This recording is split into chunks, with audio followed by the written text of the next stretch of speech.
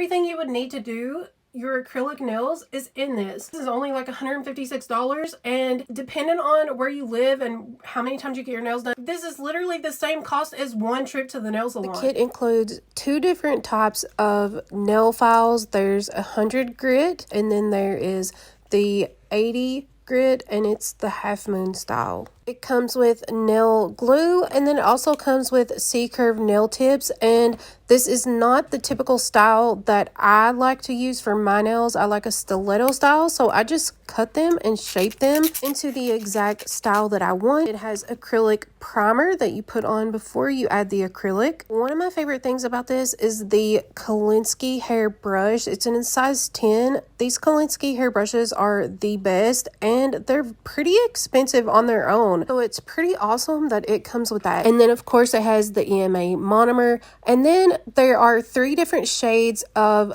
the all-in-one acrylic powder.